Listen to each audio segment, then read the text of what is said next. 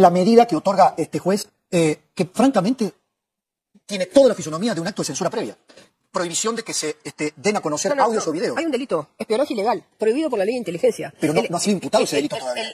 El espionaje ilegal, la medida cautelar, lo que hace es cesar el delito. Si yo estoy viendo un delito y viendo que una persona está por robarle a alguien... ¿Pero quién determinó que ese delito se cometió? Bueno, a ver, acá estamos hablando especialmente, porque como había de Karina Milei. De Karina Milei, no los audios de Españolo. No, estamos hablando de los de Karina Milei. Que ha sido uno, de 18 segundos. Es uno que está bajo una extorsión o bajo una amenaza de que durante todos los días iban a ir dando una parte de ese audio que duraba 50 minutos, de acuerdo a los operadores, porque para mí no son periodistas. Un periodista siempre va a la fuente, mira, averigua, antes de largar algo sin saber de qué se trata. Tiene otra profesionalidad. Bien, bueno, en la Argentina, un lugar en donde constantemente la política se entrelaza con la vida cotidiana, una nueva controversia aconteció. Como sabrán, el día 29 de agosto del corriente, en el streaming Carnaval se anunciaron la existencia de audios atribuidos a la Secretaría General de la Presidencia. Según trascendió, estos audios habrían sido grabados de manera clandestina, supuestamente dentro de la propia Casa Rosada, en el marco de una reunión privada, en donde de alguna u otra manera se haría referencia constantemente a los últimos episodios de corrupción, los cuales involucraban incluso a la propia Karina Milei. Bien, bueno, en consecuencia, inmediatamente la propia Secretaria General de la Presidencia, es decir, la propia Karina Milei, se presenta ante los estrados de la Justicia Federal solicitando se dicte una medida cautelar que impida la publicación de esos audios junto con cualquier otro material audiovisual, ya fuera tanto en medios, en redes o en plataformas digitales.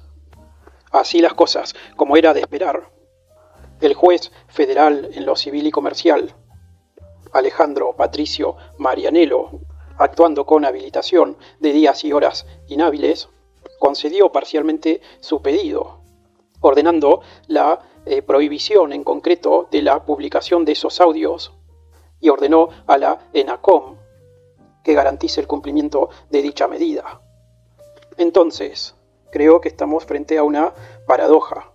Por un lado, intentando proteger la intimidad y la seguridad institucional, ambos conceptos jurídicamente indeterminados, y por el otro estamos a la sombra de una censura previa.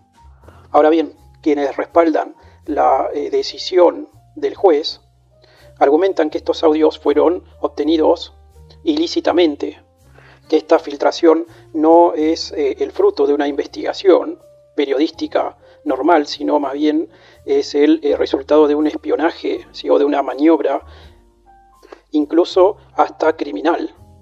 En segundo lugar, los que están a favor de esta medida ponen mucho énfasis con respecto al elemento seguridad institucional, argumentando que si esta medida, si estos audios fueron grabados dentro de la Casa Rosada sin autorización, estamos frente a un problema grave, ya que se habría violado toda intimidad y confidencialidad presidencial, lo cual pondría en jaque la gestión pública.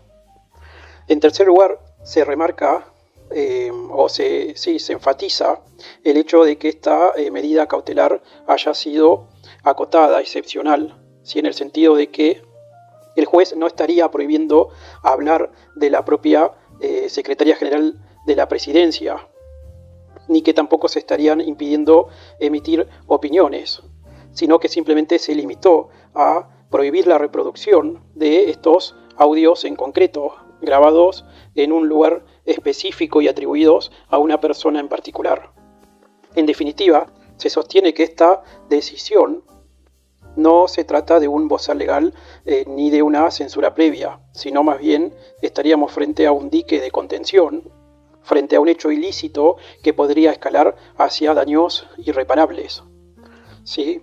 Bueno, por el otro lado, y casi con el mismo fervor, se alzaron voces críticas que ven en esta decisión un claro retroceso. Digamos que la primera objeción es de tipo constitucional y hasta convencional, ¿sí? Toda vez que se estaría entendiendo que se está frente a un claro hecho, ¿sí?, de censura previa. Tanto el artículo 14 como el artículo 32 y 43 de nuestra Constitución Nacional, así como el artículo 13 de la Convención Americana de Derechos Humanos, refuerzan la regla de que en un régimen democrático y republicano, la prohibición de censura previa es una regla clara e infranqueable. Primero, se publica y si esta publicación genera algún daño, luego se sanciona. Alterar ese orden, es decir, sancionar, censurar previamente, representa un abrir la puerta al comienzo de un régimen totalitario. Es decir, y vamos con la segunda objeción, existe en nuestro derecho constitucional un principio de responsabilidad ulterior. Y esto significa que si un medio decide publicar información obtenida ilícitamente o decide publicar información ilícita, podrá ser demandado, podrá ser investigado, podrá ser incluso penado, podrá enfrentar cargos por daños y perjuicios, por calumnias e injurias, incluso por violación de secretos, pero en concreto lo que no puede ocurrir es que un juez o un poder X decida taparle la boca directamente a una o varias personas antes de que la sociedad pueda enterarse. Otro punto, digamos, una tercera objeción relevante es el hecho de remarcar que Karina Milei no es una ciudadana común. En particular se trata de ser una secretaria general de la presidencia. Es decir, ejerce un rol, un cargo central. Y es en ese sentido en donde la jurisprudencia interamericana, particularmente en el caso Fontevecchia de Amico Beyson Argentina, se dejó claro que los funcionarios tienen un ámbito de intimidad reducido, notablemente reducido, y que tanto lo que hacen como lo que dicen, aún en espacios cerrados o semicerrados, pueden ser de interés público. ¿Sí? Bueno, otra objeción, digamos la cuarta objeción que se le hace a esta resolución judicial, apunta mucho más al diseño técnico de esta cautelar. A ver, digamos que esta medida cautelar, en primer término, no fija un plazo, ¿sí? Cuando por ley, ¿sí?, toda medida cautelar, tanto en contra o en favor del Estado, debe tener un plazo determinado, así como que tampoco se dirige contra nadie en particular.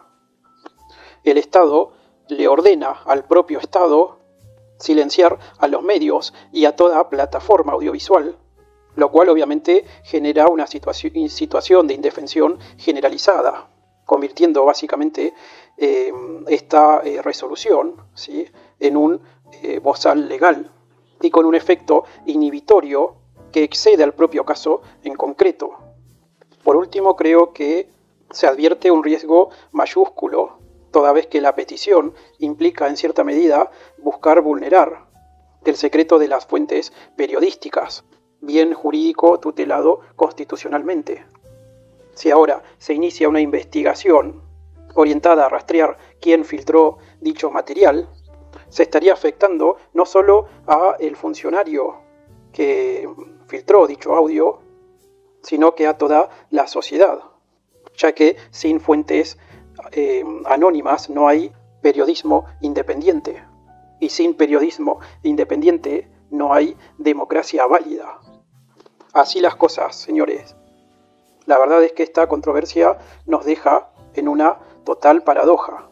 Por un lado, un Estado que alega la necesidad de proteger la seguridad nacional, la seguridad institucional, la intimidad y privacidad de los involucrados frente a una maniobra que podría, si digo en potencial, podría ser de un espionaje ilegal.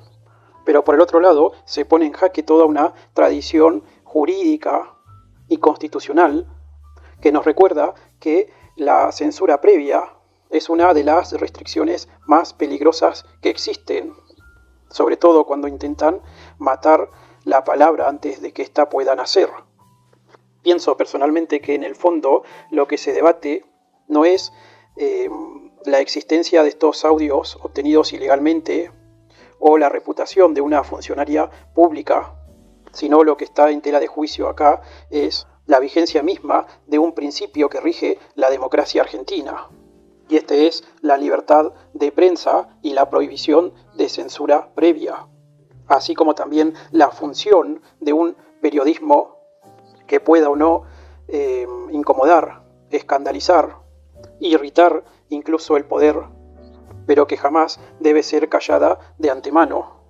La pregunta que queda flotando en este marco, digamos, en este gobierno que se hace llamar liberal, la pregunta que surge: ¿queremos ciudadanos libres que puedan juzgar por sí mismos la información? ¿O deberíamos aceptar que sea el poder el que nos diga qué debemos escuchar o qué debemos saber o cómo debemos pensar? Esa respuesta, más allá del expediente en concreto que hoy les vine a explicar, marcará el rumbo de nuestra república. Bueno, hasta acá por ahora. Espero que les haya gustado, que les haya servido. Si así fue, te pido que dejes tu comentario, dale like, comparte, suscríbete y nos vemos en un próximo video. Nos vemos o nos escuchamos en un próximo video. Saludos.